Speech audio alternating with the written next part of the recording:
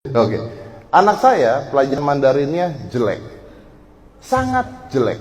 Karena dia juara, maka dia stres karena pelajaran Mandarinnya jelek. Dan ketika dia stres, saya marahin anak saya. Kenapa kamu harus stres? Ya karena kalau misalnya, because if I don't do this, I will not be number one again in the school.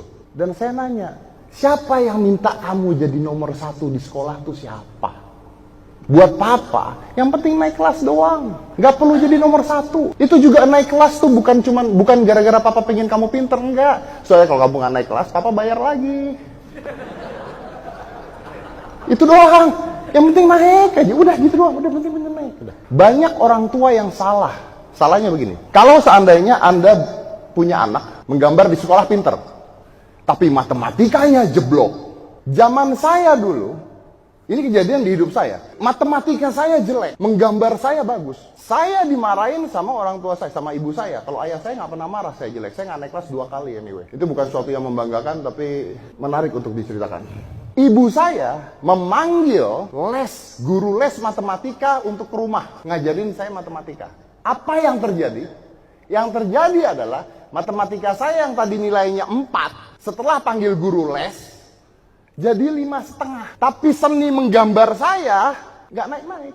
Akhirnya saya punya pola pikir yang berbeda. Kalau seandainya Anda punya anak dan anak Anda jelek di satu bidang pelajaran, bagus di satu bidang pelajaran, yang harusnya dilesin yang bagus. Misalnya saya punya anak Mandarinnya jelek, dia olahraga bagus. Yang saya lakukan sekarang adalah saya memanggil les ke rumah martial art, bahasa Mandarinnya saya buang. Anak saya bingung, ini nggak apa-apa? Saya bilang nggak apa-apa.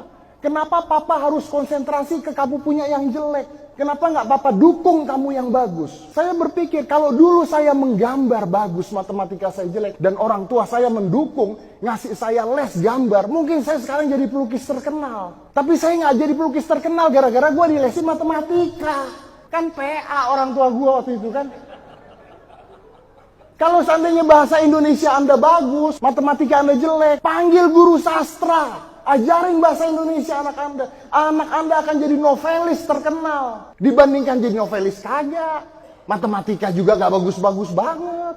Terus mau apa? Sekolah itu mengajarkan kita jadi bodoh. Karena semua harus bagus di sekolah itu. Gurunya aja ada 5, 6, 7. Matematika gurunya beda. Bahasa Indonesia beda. Agama beda. IPA beda. IPS beda. Anak kita harus bisa semuanya. Kalau mau adil, gurunya 1. Ayo ajarin semuanya. Gurunya aja nggak bisa ngajarin semuanya. Tapi ngarepin anak kita bisa semuanya. Itu udah nggak masuk akal. Nah, balik lagi menjawab pertanyaan Anda. Saya membebaskan anak saya untuk jadi apa aja.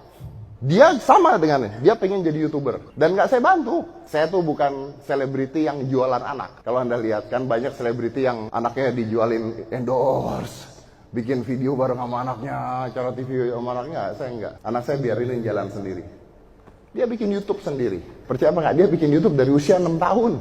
Anda lihat aja Aska Corbuzier. Dari dia masih bodoh-bodoh gitu bikin YouTube sampai sekarang. Penghasilan anak saya sekarang yang usianya 12 tahun, minimal juta dari YouTube. Tapi kan kita tidak bicara penghasilan kan? Kita bicara tentang knowledge dan pendidikan.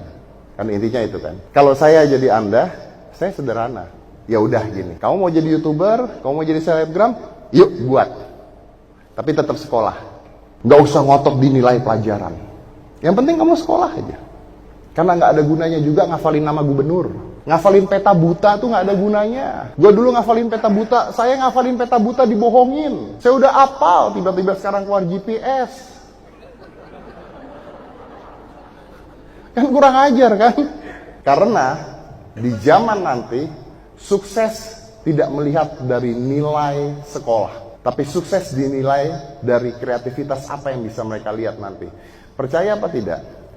Google sama Apple sekarang, termasuk saya, kalau saya nerima pegawai, saya selalu bilang, kalau Anda mau kerja sama saya, jangan anggap Anda kerja. Anda anggap Anda belajar. Itu yang saya bilang. Apakah saya pernah melihat orang yang kerja sama saya S1, S2, atau S3? Enggak. Dan Google sama Apple sekarang sudah tidak melihat ijazah. Aneh nggak?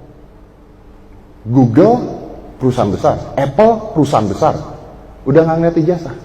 Jadi mereka bukanya gini, dibuka lowongan untuk ilustrator, nggak ditulis tuh, minimal S1, S2, nggak ditulis, ilustrator. Udah datang 100 orang, Dikasih, coba buat temanya ini, tag, buat 100 orang. Dari 100 orang, dilihat yang terbagus, diambil. Mau dia tamatan SD juga nggak peduli. Kenapa? Karena kan yang mau dijual, yang mau dikerjakan kan ilustratornya. Bukan S1, S2, S3-nya. Berapa banyak anak S1, S2, S3, the cafe yang nggak bisa gambar. Anak S1, S2, S3 komunikasi, suruh berdiri di sini ngomong dengan kalian, belum tentu bisa ngomong. Saya butuh orang bekerja buat saya untuk ngedit video contohnya. Saya nggak bilang minimal S2. Ada berapa orang datang? Nih, gua kasih mentah, editin. Begitu saya edit, saya lihat tek. Oh, ini paling bagus. Kasih lagi 2 kali, tetap paling bagus. Oke, lu kerja sama gue. Gue nggak nanya dia S1 apa S2. Yang gue tahu adalah dia bisa ngedit bagus. Ketika saya tanya, lu lulus S1 apa enggak? Enggak lulus. SMA.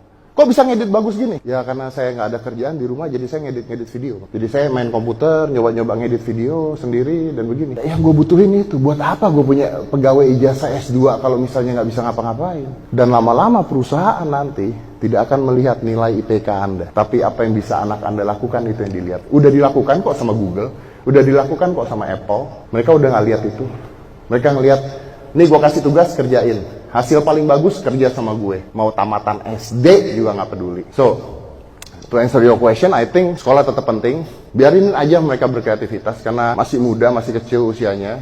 Jangan ditekan, biarkan mereka bermain. Saya tuh selalu bilang sama anak saya, kalau di rumah main aja, kreativitas aja. Kalau kelamaan di sekolah mereka nggak bisa belajar hal lain. Saya tuh nggak setuju loh sekolah sampai jam 3 tuh saya nggak setuju. Saya tuh setuju sekolah tuh jam 8 sampai jam 12, udah gitu. Karena kalau sekolah dari jam 7 sampai jam 3 atau sampai jam 5, itu anak nggak bisa belajar hal lain. Itu anak belajar semua yang sama, nggak bisa belajar hal yang lain. Ketika mereka bilang mau jadi YouTuber atau mereka mau bilang mau jadi apa, dukung aja. Ya oke, let's go, do it. Coba, bisa nggak dia bertanggung jawab? Bisa nggak? Mau jadi YouTuber kan? Bener kan? Ya oke, yaudah, coba bikin video. Coba edit. Nanti dia akan belajar ngedit, dia akan belajar bikin video because it's their passions. Tapi sekolah tetap, yang penting naik kelas aja, nilai nggak perlu bagus. Nilai bagus, siapa sih yang liatin nilai bagus SD, SMP? Emang ngelamar kerja, SMP nilai matematikanya jelek? Enggak. That's what I do to my son. Of course, different parents have different opinions. At least menurut gua di zaman sekarang, realitanya adalah seperti itu. Thank you.